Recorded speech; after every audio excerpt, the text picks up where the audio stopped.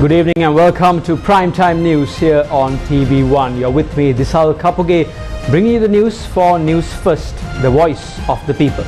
Before we take a look at the stories in detail, let's first take a look at the headlines. President off to the UK for King's coronation. Srilankanbeauty and Bhandara appointed as acting ministers. University teachers have decided to take part in the advanced level paper marking process, but warn the struggle is far from over.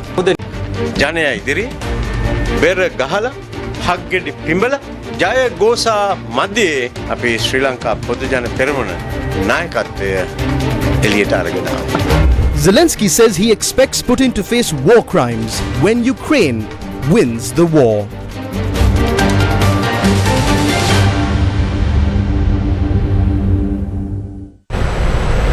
Now in your top story, Sri Lankan President Ranil Wickremesinghe has left for the UK on Thursday the 4th morning to attend the coronation ceremony of King Charles III. The duty manager of the Bhandara International Airport confirmed that the President was accompanied by a delegation of 8 people.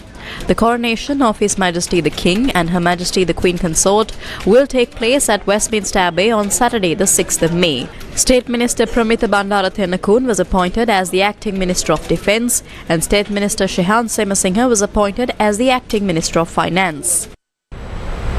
The Federation of University Teachers Association said that it decided to take part in the A-level exam paper marking process with effect from Thursday the 4th. The Federation of University Teachers Associations went on strike in recent weeks, demanding the immediate withdrawal of the anti-terrorism bill against the unjust tax regime presented by the government and several other issues. One leg of the strike was to step away from the process of evaluating the answer scripts of the advanced level examination. FUTA said that in order to take part in the A-level exam paper marking process, they require an opportunity to discuss the issues with the President. However, the Executive Council of the Federation of University Teachers Associations on Thursday decided to suspend the trade union action that lasted for over 2 months. The FUTA has reached a final decision. If the request is from the people, we need to think from their side. This does not relate to any threat from the government. We only consider the views of the people. Therefore, the membership has decided to take part in the advanced level paper marking process. It is not our responsibility on deciding when and how that process will take place. It is the responsibility of the Education Ministry and the Department of Examinations. We will observe their conduct. During a tsunami, the waves are drawn back to the ocean. However, this wave will come back. That is our message to the government, and they better anticipate it. Sri Lanka's Minister of Power and Energy, Visakha, said that 450 fuel stations have been categorized into 3 separate groups of 150 to be made available to new foreign fuel service operators. At the meeting with the owners and management of fuel stations, it was revealed that the new foreign fuel service operators will enter the Sri Lankan fuel market within a month. Sri Lanka's Minister of Power and Energy, Visakha, met with owners and management of fuel stations at the Foundation Institute in Colombo on Thursday morning. The minister tweeted that he met the first 2 groups of owners and management of fuel stations that will be made available to new suppliers. Both sides had discussed dealership allocation to new suppliers, categorized mechanism, new agreements, pricing formulas, benefits of new suppliers, dealer margins, and government policy and regulations.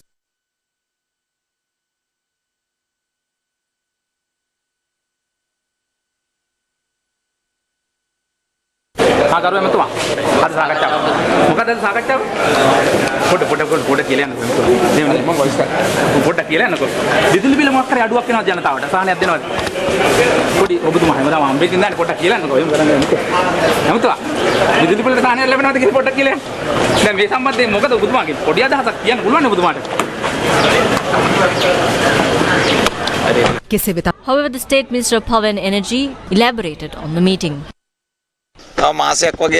This process will come into action within a month. We have signed agreements to provide suppliers with fuel stations. 2 have expressed their consent, and we discussed on the allocation of fuel stations.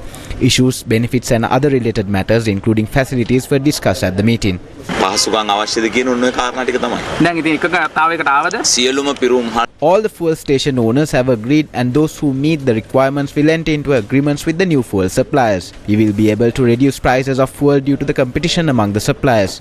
These suppliers are among the top 5 firms accepted worldwide. They have been identified as suppliers who have the financial capability for storage as well.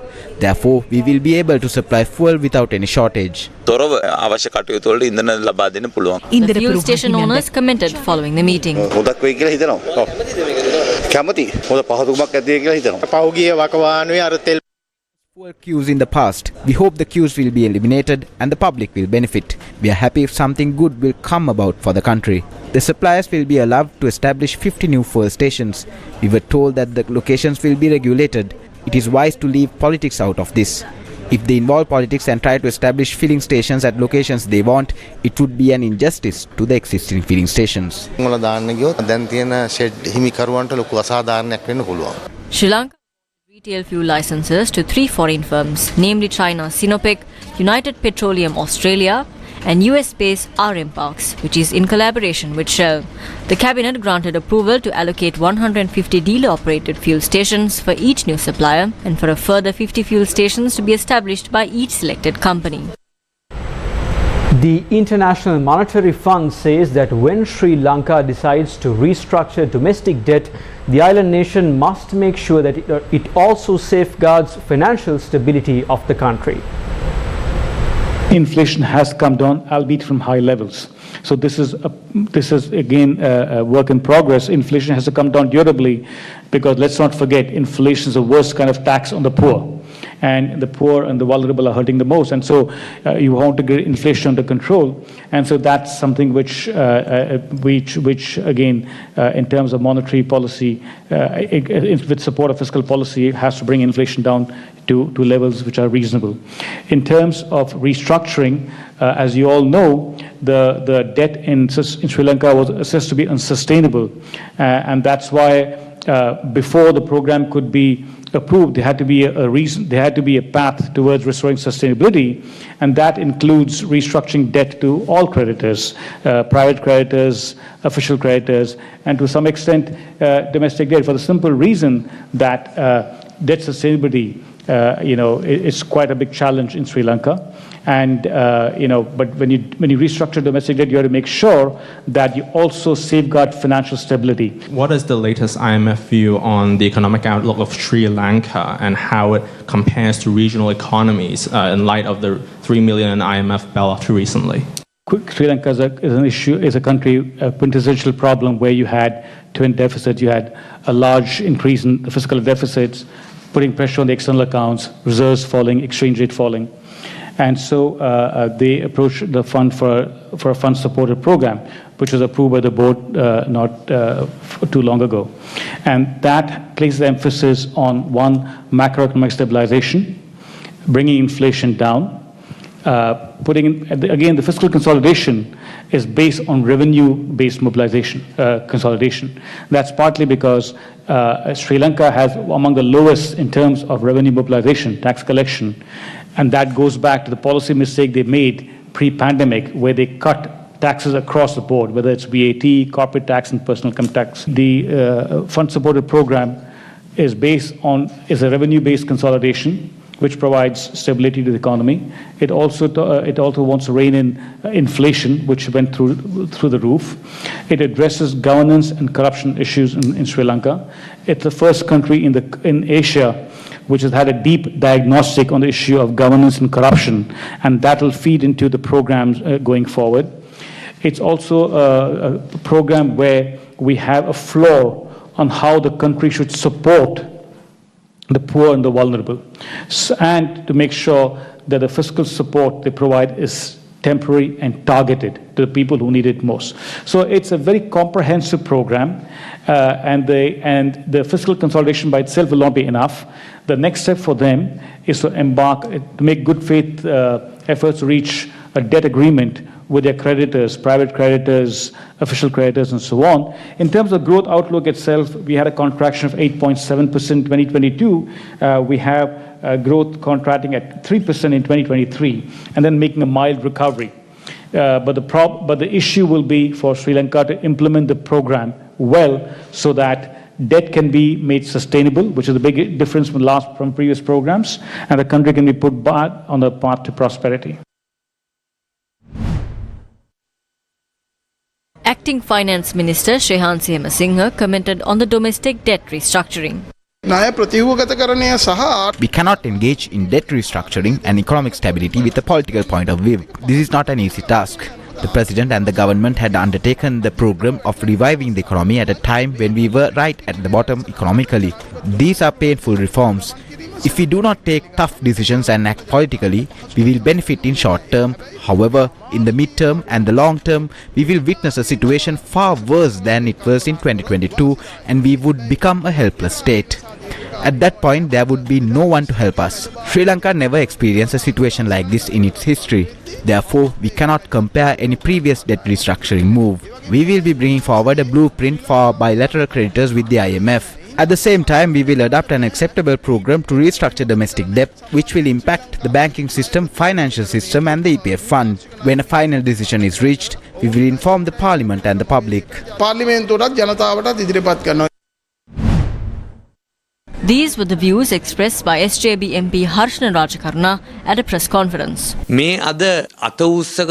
Today, those who raise their hands and shout saying that we will go to the IMF are the ones who oppose going to the IMF. They claim the IMF to be a very dangerous institution that will destroy this country. They said they will never go to the IMF. Furthermore, they said they have the strength without the support of the IMF, and those who shouted to lead the country economically are the ones who are now depending on the IMF today.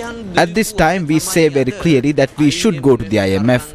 We as a group told this even before Ranil Wickremesinghe became the president. Therefore, we agree 100% that we should go to the IMF. But if they had gone to the IMF, then there would have been no need to agree to such dangerous conditions for the people of the country. In fact, at that time, arrangements could have been made to provide money to our country without any conditions. It is the same group that rejected that money, shouting, saying we must go to the IMF today.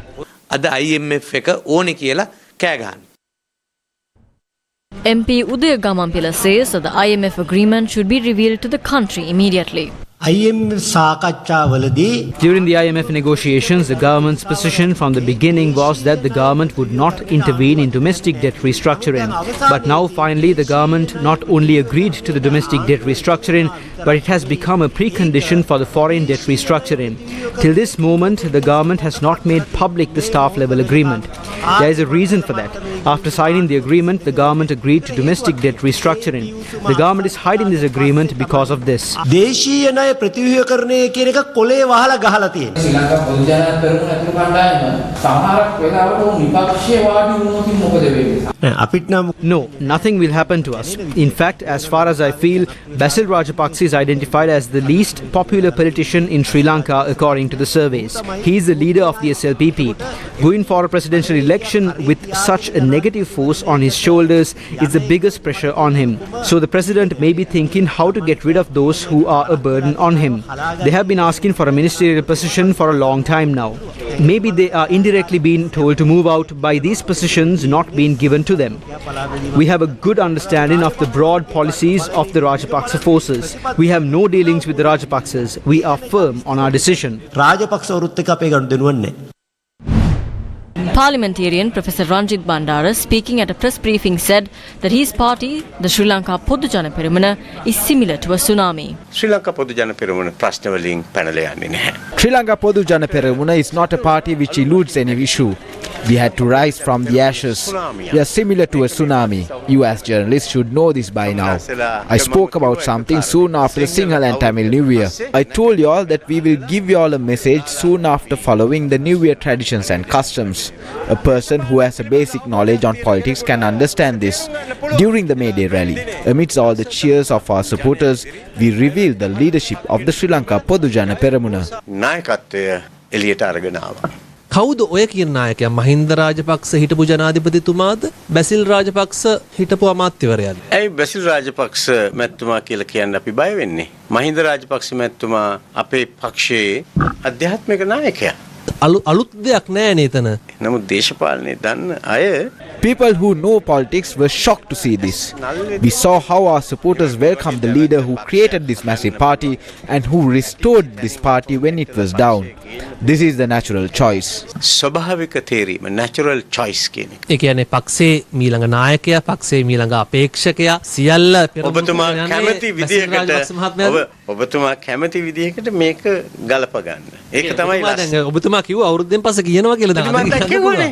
ඒ කියන්නේ මීළඟ නායකයා බැසිල් රාජපක්ෂ මහත්මයා. ඔබතුමා ඊටාම නිවැරදිව ඒ කාරණේ කියනවා.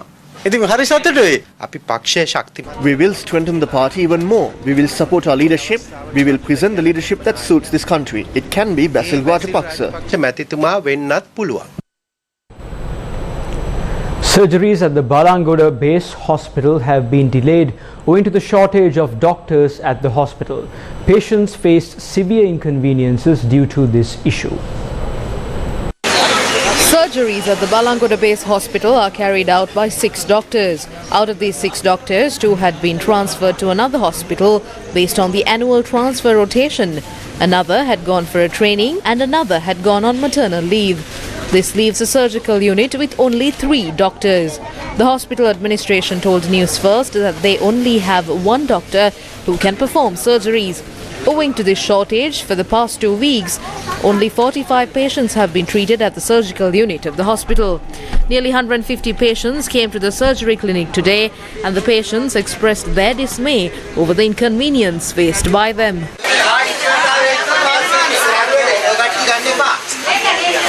They only issued tokens for 15 to 30 patients.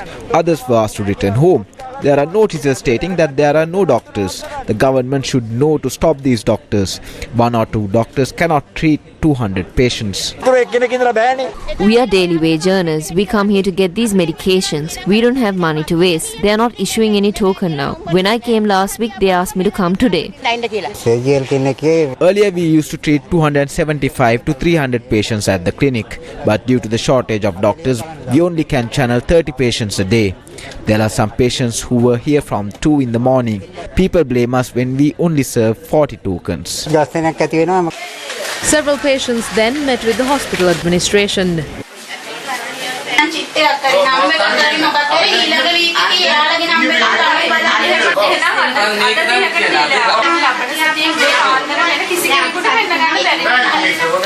When News First inquired, the hospital administration said that surgeries are not carried out in the hospital owing to the shortage of doctors.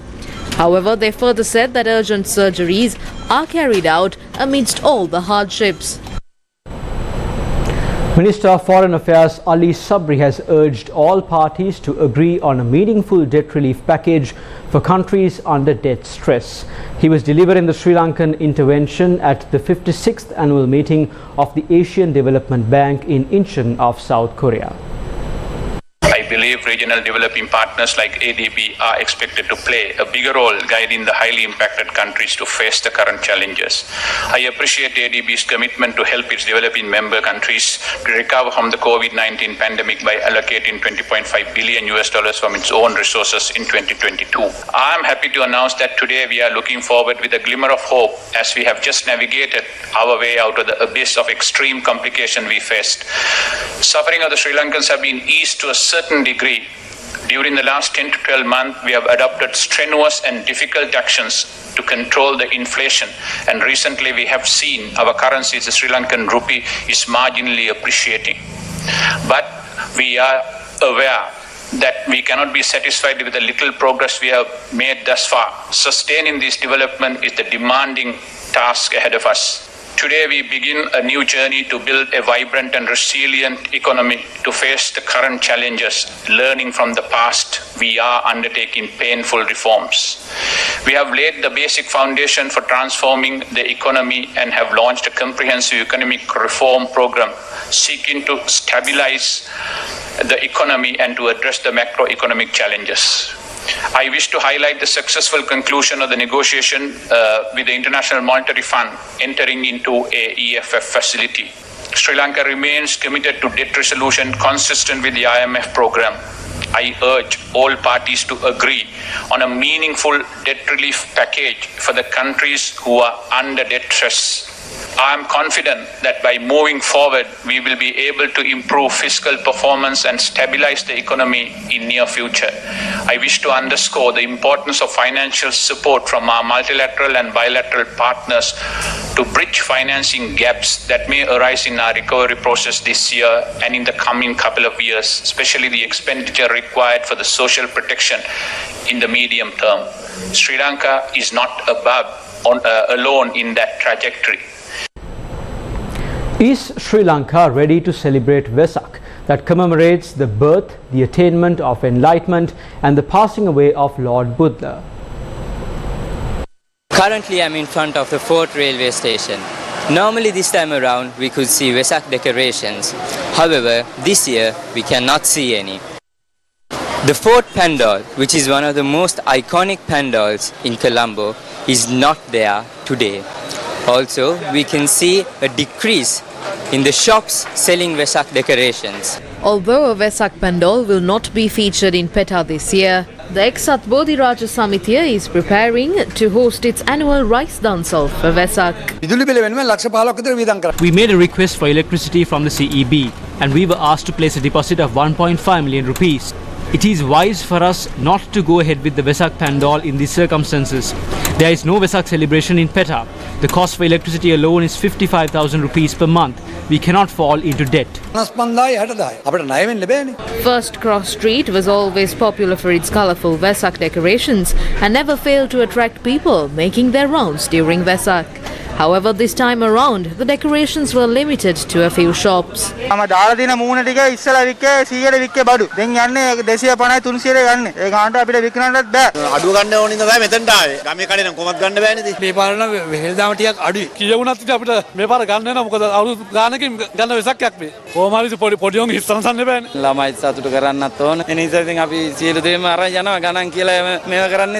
usual Vesak decoration shops at High Level Road in Colombo can be seen this year as well. But රුපියල් 100ක් වෙනවා. ඉස්සරහන අපි දුන්නේ රුපියල් 100කට 50කට වගේ තමයි. Business නම් හොඳයි මාත්තේ. මම මෙතනට මගේ බඩු ඔක්කොම ගියා. දැන් තාම පොඩ්ඩයි තියෙන්නේ. බිස්නස් නම් ගේ පාර්ට් වැඩි ටිකක් හොඳයි. Vesak decorations were set up around the President's office. This year, the Buddha Rashmi Vesak zone at Gangaramaya is being held in a grand scale. Lanterns in different sizes and styles can be seen in the Buddha Rashmi Vesak zone. The Totalanga Pandal has been set up for the 68th time. The cost for diesel per hour is 40 litres. We have a massive cost, but we want this pandal because it is our pride and we want to share it with the world. The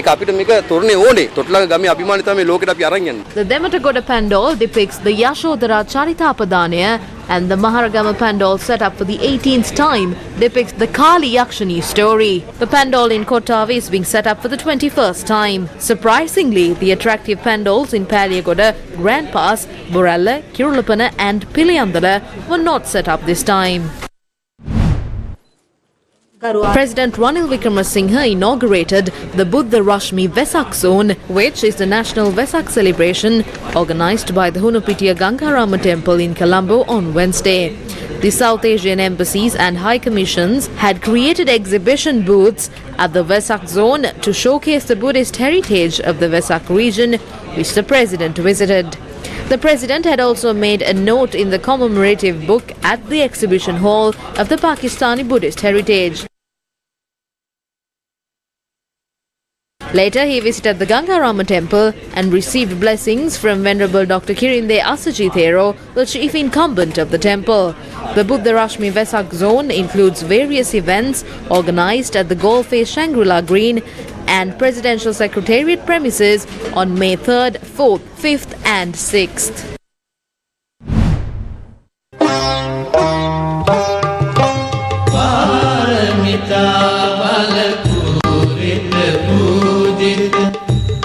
A religious event organized by Visakha Vidyalaya Colombo took place on Thursday in line with Vesak Week.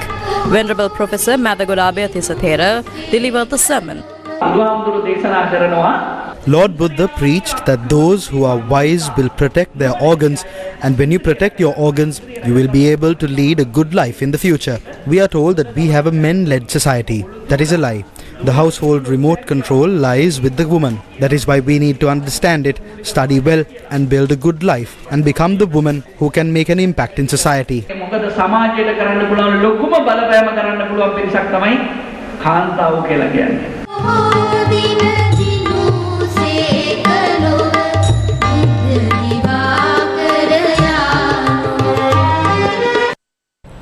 The Colombo district judge directed the chairman of George Stewart Health Private Limited to be present in court on the 18th of May 2023.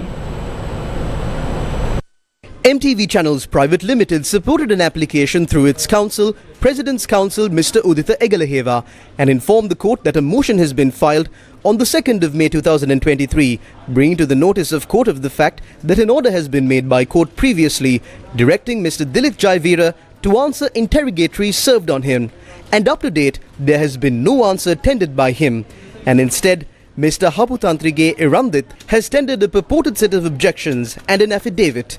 But however, Mr. Dilith Jaivira has failed to answer any interrogatories served on him. 20 interrogatories have been served on Mr. Jaivira.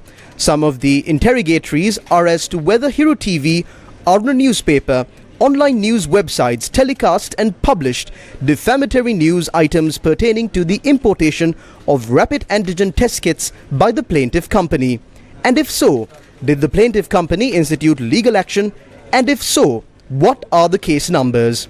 Among the interrogatories, did Dilith Jaivira, chairman of George Stewart Health Private Limited, institute action bearing DMR 216/2012 on the basis that he was defamed, and by the said judgment in the said case, did court hold that Dilith Jaivira, chairman of George Stewart Health Private Limited, is not a person with good repute and character.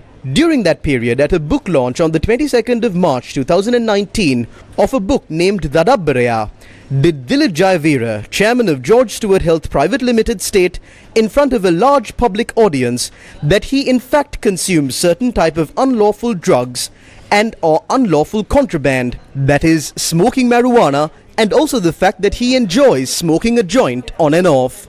At the said book launch on the 22nd of March 2019, did Dilith Jaivira, chairman of George Stewart Health Private Limited, state in front of a large public audience that he enjoys getting recklessly intoxicated, that is to consume alcohol till he becomes unconscious? Has the plaintiff company been charged for violation of the exchange control rules?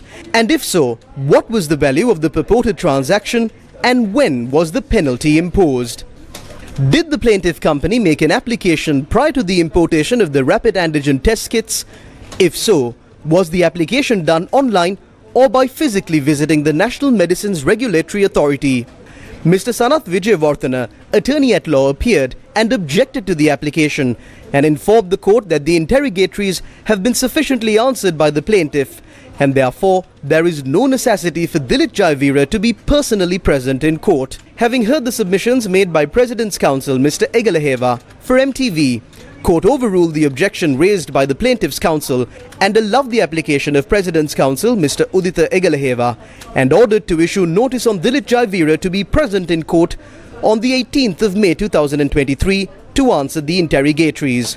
President's Counsel Mr. Uditha Egalaheva, with attorneys Mr. Muru Egalaheva, Mr. N.K. Ashok Baran, Mr. Damita Karunaratna and Mr. Niranjan Arul Pragasam, appeared for the defendant, instructed by attorney at law Mr. G.G. Arul Pragasam. Deputy Speaker Ajit Rajapaksa says that the Sri Lankan government imposes a zero-tolerance policy on acts of radical extremism. He was speaking at the World Peace Summit held in South Korea. The Universal Peace Federation Peace Summit 2023 is underway in South Korea. Global leaders are gathering in South Korea to discuss contemporary challenges to global well-being. Sri Lanka was represented by former President Maithripala Sirisena, former First Lady Shiranti Rajapaksa and several others. Be a multiracial, multi-ethnic, multicultural, multilingual and multi-religious nation. Therefore, our government imposes a zero-tolerance policy on such act of radical extremists. The first step in the action plan of the Ministry of Religious Affairs and Interfaith Harmony organizes a peace committee comprised of all religious leaders. Appointment a chief minister and 4 state ministers for Buddhism, Hinduism, Islam and Christianity. Establish a volunteer enforcement program from retired police officers. The LOLC Divisavya program launched to lend a helping hand to students who are the future of Sri Lanka continued today. Books and other stationery items were distributed among students in the Jaffna district. Under the Divisavya program, books and stationery items were provided to school students from the most economically challenged parts of Sri Lanka. This worthy initiative is a collaboration between LOLC Group and the Ministry of Education. The program was also carried out at the Valikamam Zonal Educational Office, where books and stationery items were distributed to students. Books and stationery items were distributed to students from the Punnalai Kaduwan Mahavidyalaya and Erlalai Zaiva Public School. The LOLC Divisavya program will continue to lend a helping hand to students who are the future of Sri Lanka. News first with the people. The World Broadcasting Unions, with the support from the EBU and UN, hosted a webinar to endorse World Press Freedom Day on Wednesday the 3rd. Freedom of expression is a fundamental driver of all human rights. We're going to discuss what's needed to do our work, the risks we are facing in doing it, physical and beyond, and how examples of media organizations working together can aid in both amplifying the work and drowning out the voices that seek to silence journalism and the fight for accountability. Nanette, could you start us off by contextualizing our discussion in terms of the connection between the right to report and human rights in general? Press freedom is a human right in and by itself, but it is also fundamental for all other rights. 85% of the world's population have experienced a decline in press freedom in their countries in the past 5 years. 67 journalists were killed last year, and that is up 50% from just the year before. Seen a shift from balanced, nuanced news reporting standards to often really unfiltered opinion and sometimes raw anger. And that not only on social media, but we've also seen the rise of opinion. That has, of course, been exploited by a range of actors, prominently including politicians, but also others. And it has caused deep rifts across society. And we now also see, and this is maybe the new frontier, AI that is coming into the mix. And we've seen lots of news reporting about deepfakes and more. And I think this is something that will keep us occupied for years to come as we try to navigate how to deal with these new tools as well. The police special task force arrested 3 persons with over 21,000 kilograms of dust tea on Wednesday the 3rd. 3 suspects were arrested by the police special task force for illegally repacking and transporting dust tea unfit for consumption. The police STF conducted a raid in Ruanpura on Wednesday under the supervision of ASP WCAS De Silva based on a tip-off received by the Talabakali STF camp. Following the raid, 3 suspects aged 38, 49 and 53 years were arrested with over 21,000 kilograms of dust tea, while the tipper truck used to transport the dust tea was also seized. The suspects, residents of Hasalaka, Patana and Hatton, have been handed over to the Hatton police station for further investigation. Dust tea rackets have led to a decline in the demand for Ceylon tea, which is world famous, resulting in a loss of foreign revenue. The Russian embassy in Sri Lanka celebrated the end of the Great Patriotic War in Colombo on Thursday the 4th. A memorial was held to remember the fallen war heroes of Russia during the Second World War.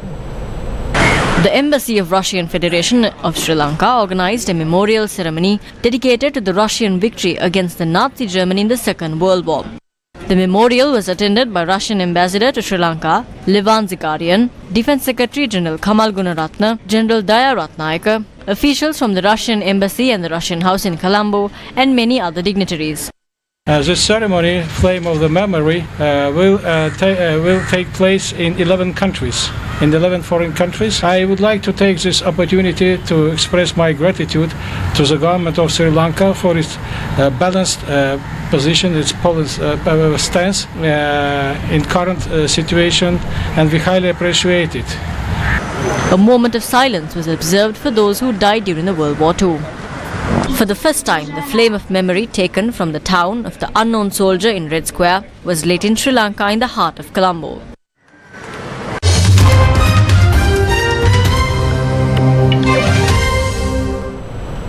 Russia has been accused of staging an alleged drone attack on the Kremlin that it blamed on Ukraine, with Ukrainian analysts saying it's likely Moscow carried out the attack itself. Analysts at the Institute for the Study of War said Wednesday evening that, quote, Russia likely staged this attack in an attempt to bring the war home to a Russian domestic audience and set conditions for a wider societal mobilization, unquote. Ukraine denied any involvement in the incident that purportedly involved two drones, saying it more likely signaled that Russia was planning a large-scale terrorist attack against Ukraine in the coming days. Ukrainian President Volodymyr Zelensky said on Thursday in The Hague that Russian President Vladimir Putin must be brought to justice for his war in Ukraine, calling for the creation of a war crimes tribunal separate to the International Criminal Court. Russia claimed it foiled an attack by Ukrainian drones on the Kremlin early on Wednesday, calling it an unsuccessful assassination attempt against President Vladimir Putin and promising retaliation for what it termed as a terrorist act. And that's a wrap of Primetime News here on TV1. As always, thank you for watching. Stay safe, take care, and have a good night.